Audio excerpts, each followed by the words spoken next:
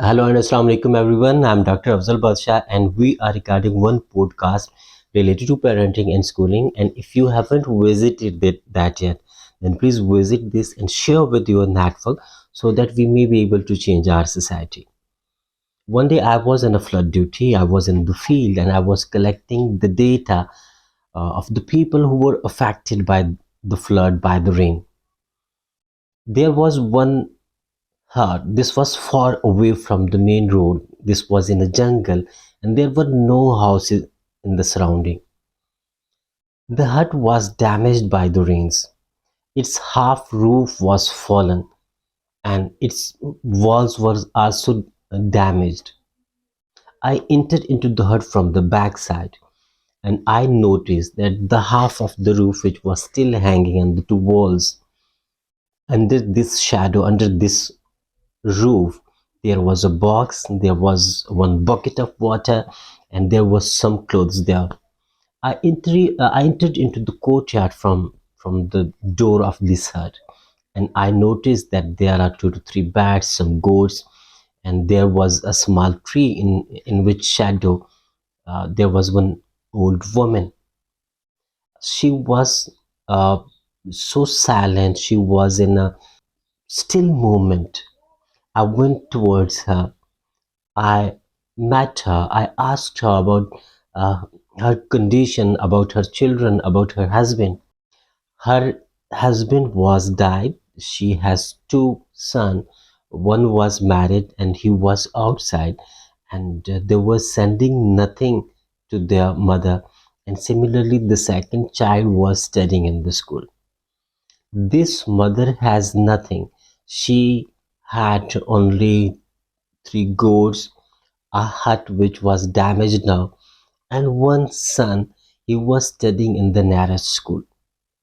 In this condition, in this poverty, in a such condition that she has nothing to spend on his child, I have one habit that in the class I ask the children about their condition, particularly about their sibling. And the reason for the asking is if there is any brother, particularly if there is any sister, and he or she is out of school, so that they may be enrolled in the school.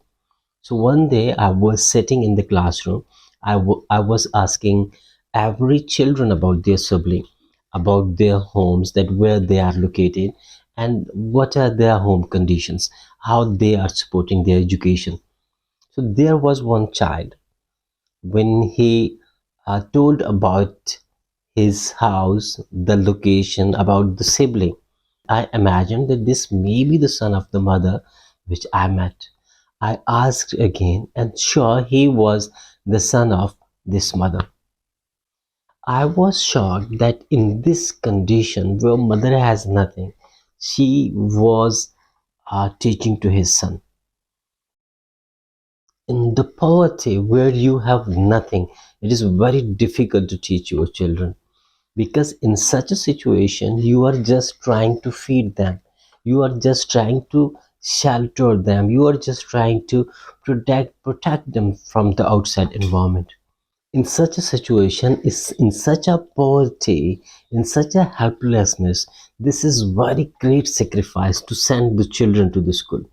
But in such a situation, everyone tries to feed their children, to shelter their children, to protect their children from the outside environment.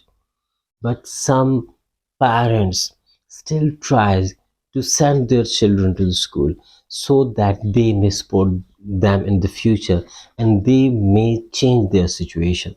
Only a PK20 fees is charged in our government institution. Even so, parents come to me asking to waive the fee. How can parents who cannot afford the monthly fee of RS20 may attend to their children? It is imperative for such parents to maintain a strong bond with their children, make them feel good about their situation, make them believe in their situation, and give them dream so that they can work hard and get succeed instead of their pain. When we live in a poverty, This means that we have pain, we have challenges, we have issues in our life. So there are two ways with us. One is to live poor and to be buried in such a situation. And the second one is to take this span, to take this challenge and change yourself, change your parenting, change your uh, children so that they will be able to change their life. So if we are poor, we are not able to support our children. We may sacrifice number of things to support our children education. Education is very important, and education is the only one way to change our situation. Without educations, we will not be able to change our situation. We will not be able to change our conditions.